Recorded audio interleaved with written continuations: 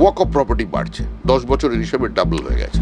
প্রত্যেকটা জিনিসে মিথ্যে কথা বলে। ওয়াক অফ প্রপার্টিটা কাদের জন্য? মুসলমানদের অলরেডি দ্বিতীয় শ্রেণী নাগরিক করে দিয়েছে। তো সেই আমরা ক্ষত চিহ্নগুলোকে মুছতে চাইছি। মানে আপনি দাড়ি রেখেছেন, আপনি রোজা রাখেন, আপনার সম্পত্তি আপনি ওয়াক অফকে দেবেন। কেউ আমাকে স্বাধীন ভারতে বলতে পারে না যে আমার নিজের সম্পত্তি আমি কাকে দেব কিনা। ওয়াকফ আইনটা কি? সংশোধিত ওয়াকফ আইনে কি আছে?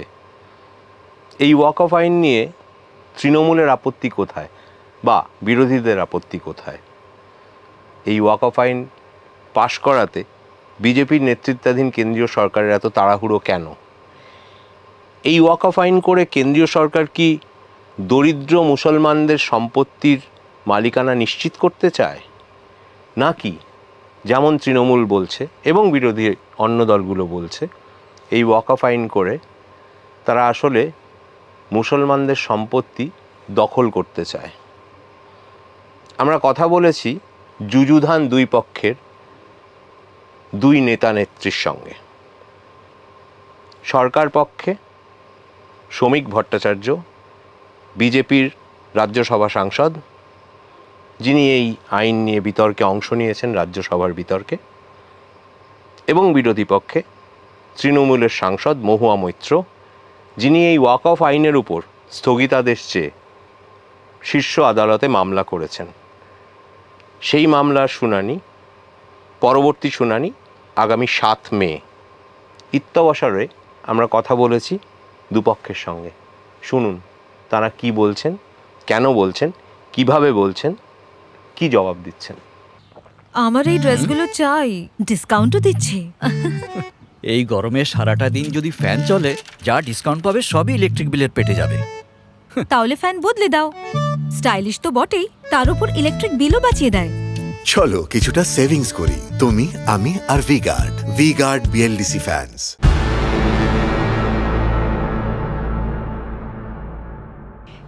এই আইনটা অ্যান্টি কনস্টিটিউশন, এটা আমি বলবো সংবিধান বিরোধী আইন। এটাই হচ্ছে সবচেয়ে বড় সমস্যা। অনেকে জিজ্ঞেস করে এটা তো মুসলিমদের ইস্যু। এটা মুসলিমদের ইস্যু নয়, এটা সেকেন্ডারি মুসলিমদের ইস্যু, কিন্তু এটা অসংসদীয়। সেটাই হচ্ছে এটা বেসিক প্রবলেম। দেখুন, এটা বিরোধিতা করার জন্য বিরোধিতা হচ্ছে। যে কোনো আইনই পৃথিবীতে যুগের প্রয়োজনে এবং অভিজ্ঞতার প্রয়োজন থেকে পরিবর্তন করা হয়, সেজন্যই এই অ্যামেন্ডমেন্টটা আনা হয়েছিল।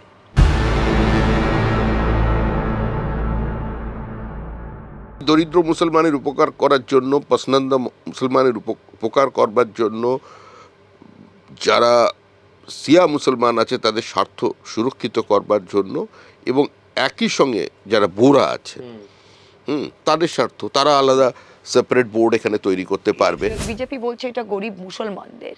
এরা হাস্যকর, কারণ বিজেপি পার্টির আজকে শুধু সংসদে নিচ্ছি আমি 239টা এমপি আছে লোকসভায়। হ্যাঁ, ওরা একা সংখ্যাগরিষ্ঠতা পায়নি, তবু যথেষ্ট এমপি পেয়েছে, সিঙ্গেল লার্জেস্ট পার্টি। একটা মুসলমান তাদের লোকসভা এমপি নেই। তারা বলছে এটা মুসলিম উইমেনদের জন্য। আজকে ভারতবর্ষে কোনো মুসলিম এমপি, এমএলএ, জেলা পরিষদ সদস্য মুসলিম মহিলা নেই।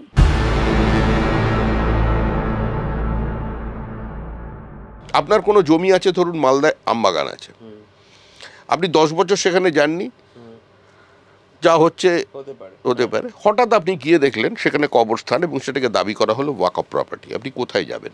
ট্রাইব্যুনালে যাবেন? যাদের কাছে যাবেন তারাই দখল করেছে। সাচার কমিশন কোনো রিজার্ভেশনের কথা বলেনি, কিন্তু সাচার কমিশনের রিপোর্টে মুসলমান প্রান্তিক মানুষজনের একটা, তাদের যন্ত্রণা, তাদের দুঃখ এবং সর্বোপরি তাদের আর্থসামাজিক পরিস্থিতির একটা প্রতিফলন ঘটেছে। অর্থাৎ এদেশে যারা মুসলিম ছিলেন বা যে বিপুল সংখ্যক আছেন, স্বাধীনতার পরে যাদের আরও সংখ্যা বেড়েছে, পার্সেন্টেজ বেড়েছে, যেভাবে ওপারে হিন্দুদের সংখ্যা কমেছে, এদিকে বেড়েছে, তাদের কেউই বলছে না তারা খুব একটা বিত্তবান মানুষ। কিন্তু ওয়াক অফ প্রপার্টি বাড়ছে, 10 বছরের হিসাবে ডাবল হয়ে গেছে। তাহলে ধরে নিতে হবে 21 লাখ একর জমি ডোনেট করবার মতো মানুষের অর্থনৈতিক, তাদের সেই সামর্থ্য আছে। আচ্ছা এক মিনিট, আপনি বলেন এটা গরিব মুসলমান থেকে নেওয়া হয়েছে। তারা যদি গরিব তাদের কাছে নিশ্চয়ই সম্মিলিতভাবে এতখানি প্রপার্টি থাকবে না। এটাতেই আপনি বুঝতে পারছেন যে এটা কত ভুয়ো তথ্য।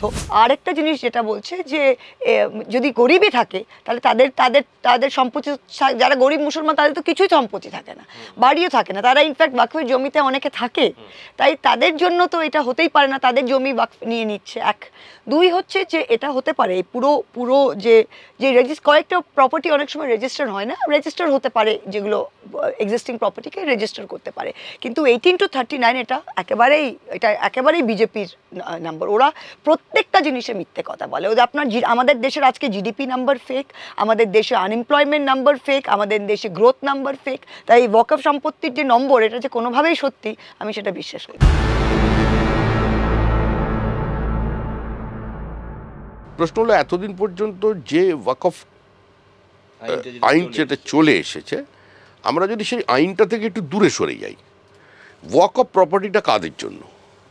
ওয়াকফ প্রপার্টি থেকে যেটা আয় হবে সেটা হবে একদম প্রান্তিক মানুষের জন্য, যাদের হয়তো শ্রম দিয়েও অর্থ উপার্জন করবার ক্ষমতা নেই, বা শুধুমাত্র তাদের সার্ভাইভালের জন্য, অসহায় মহিলাদের জন্য, মুসলিম শিশুদের জন্য, তাদের হস্টেল তৈরি করবার জন্য, তাদের শিক্ষা দেবার জন্য সেই প্রপার্টিগুলো তৈরি হয়। ওয়াকফের প্রপার্টি কলকাতায় তৃণমূল কংগ্রেসের নেতা সাংসদরা দখল করে আছেন। এখানেই গল্প শেষ নয়। একটা উদাহরণ আমি আপনাকে দিচ্ছি। ঠিক কড়েয়া পুলিশ স্টেশনের উল্টো ফুট 101-এর A, 1A, 1B মোতোয়ালির নাম ঝুলছে 2015 সালে।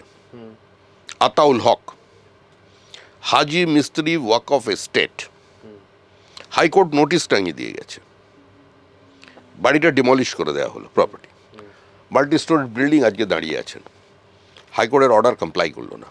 ওয়াকফ সম্পত্তির যেটা কোনো সম্পত্তি যখন ডিসপিউট হয়, তখন আপনি প্রাইভেট সম্পত্তির ডিসপিউট যদি দেখেন, more than 70% of property dispute, 50 to 70%, মানে অর্ধেকেরও বেশি, দেখবেন অন্য সাইডে সরকার বলছে যে এটা আমার সম্পত্তি।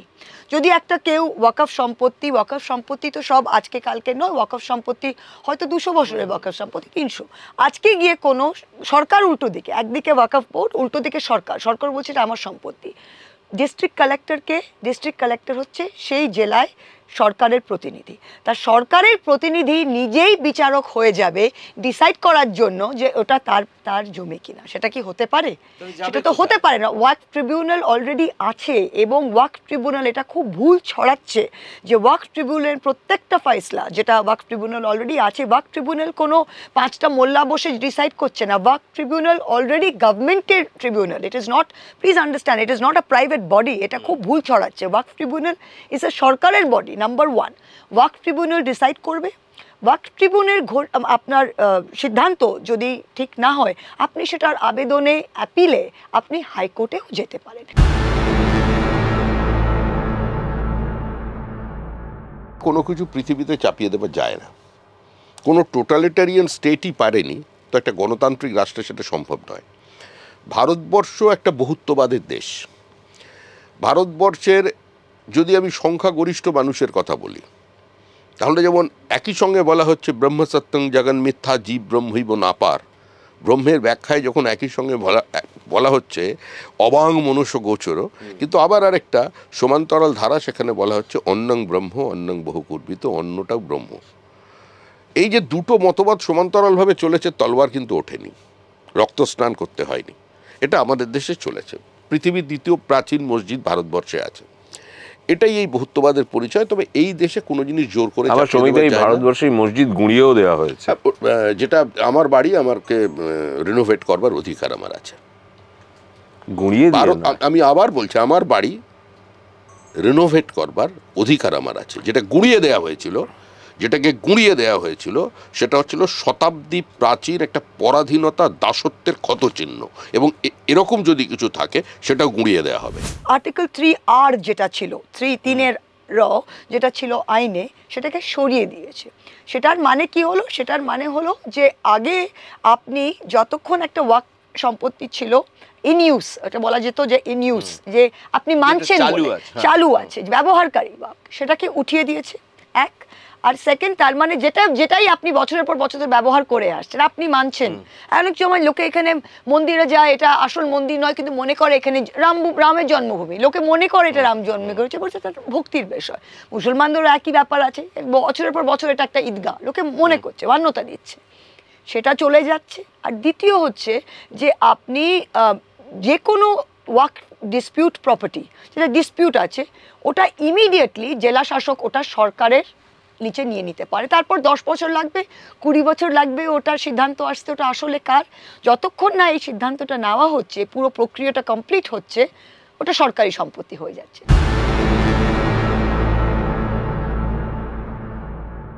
আপনার সম্পত্তি আপনি ওয়াকফকে দেবেন, কিন্তু আপনার সম্পত্তি দেবার পরে সেই সম্পত্তি নিয়ে যদি লিটিগেশন কোনো হয়, তাহলে প্রাথমিকভাবে সেটা জেলা শাসক দেখবেন, না হলে সেটা যিনি আপনার বিরুদ্ধাচারণ করছে তার জন্য সিভিল কোর্টের দরজাটা খোলা আছে, যেটা ছিল না।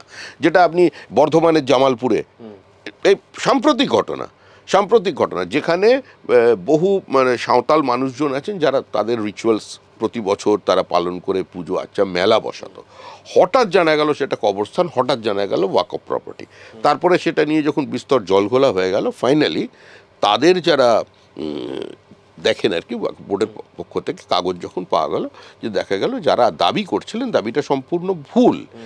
এই বিতর্কটা কেন তৈরি হবে? আমার নিজের রাইট আছে, আমার বাপ ঠাকুরদা হয়তো মুসলিম কবরস্থানের জন্য গ্রামে জমি দিয়ে থাকতে পারে, সেটা আমার কেন অধিকার থাকবে না? আমার ইচ্ছে আমি খ্রিস্টানকে দেবো, আমি মস্ক করব, আমি হিন্দুকে দেবো, আমি মন্দির করব, সেটা আমার ব্যাপার। কেউ আমাকে স্বাধীন ভারতে বলতে পারে না যে আমার নিজের সম্পত্তি আমি কাকে দেবো কিনা। নাম্বার 1, এটা এগেনস্ট মাই ফান্ডামেন্টাল রাইট। কালকে ওরা বলবে যে হিন্দুদের ছেলেকে দিতে পারবে না, মেয়েকে দিতে হবে, রাইট? ব্রাহ্মণকে দেবে, ব্রাহ্মণ নিচু জাতকে দিতে পারবে না ওদের কথায়, তখন আপনি কি করবেন? তাই এইটা যদি একবার শুরু হয়, এটা শেষ কোথায়? সেকেন্ড, আমাদের দেশের আইনে, আমাদের দেশের সংবিধানে ধর্মের কোনো, নিজের ধর্ম একটা প্রাইভেট ব্যাপার, নিজের ধর্মের প্রমাণ বা প্রুফ বা সার্টিফিকেট। 5 বছর মুসলমান মানে কি? মানে আপনি দাড়ি রেখেছেন, আপনি রোজা রাখেন, আমি 5 ওয়াক্ত নামাজ পড়েন। আজকে যদি আমাকে কেউ বলে যে তুমি হিন্দু, তুমি প্রমাণ করো, আমি হিন্দু বারেন্দ্র ব্রাহ্মণ, তো আপনি আমাকে বামনি চিনব কেমন? এর তো লেখাই আছে আমাদের।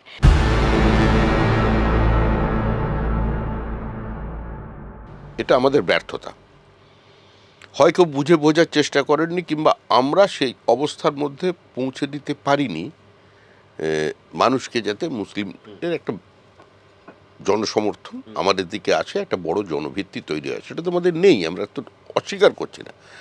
ফলে দিনের শেষে নির্বাচনটা জিততে হবে। তো এটা তো পলিটিক্যাল পার্টি, ব্যান্ড পার্টি নয়, তো রাজনৈতিক দল, হরিনাম সংকীর্তনের দল নয়।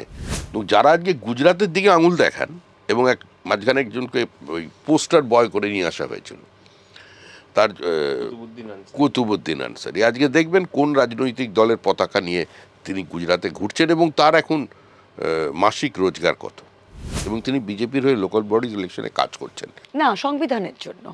তৃণমূল হিন্দু, মুসলমান, শিখ, খ্রিস্টান যারা রয়েছে, তাদেরকে কাউকে ভারতবর্ষের মাটিতে দ্বিতীয় শ্রেণীর সিটিজেন দেখতে পারে না। দেখুন, rule of law, government, everything is not for majority, it is for minority. আমার দেশে মেজরিটি যাই হোক, আমার মাইনরিটির একটা গায়ে যাতে কিছু না হয়, সেটা কিন্তু একটা প্রত্যেকটা সরকারের রক্ষে। না, দ্যাট ইজ নট না, সেটা অফকোর্স দেশ মানতে পারে। অফকোর্স কেন দেশ চলে না? দেশ চলে না কারণ বিজেপি চালায় না।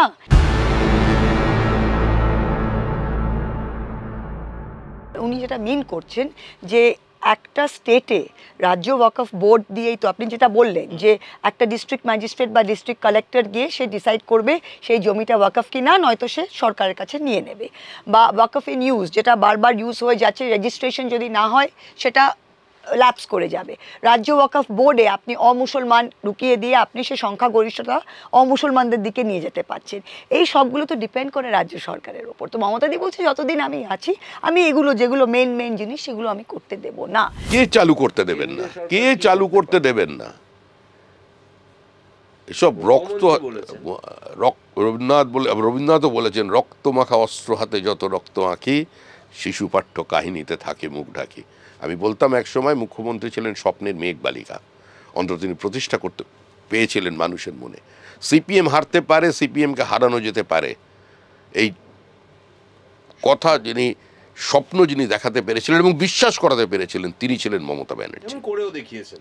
তিনি ছিলেন মমতা ব্যানার্জি, সেজন্যই তিনি করে দেখাতে পেরেছিলেন। কিন্তু আজকে ঠাকুরমার ঝুলি, আজকে কিন্তু তিনি শুধুমাত্রই রূপকথা, আজকে শুধুমাত্রই তার সেই লড়াকু ইমেজটা অতীত। আজকের মুখ্যমন্ত্রী মৌলবাদের কাছে আত্মসমর্পণ করেছেন।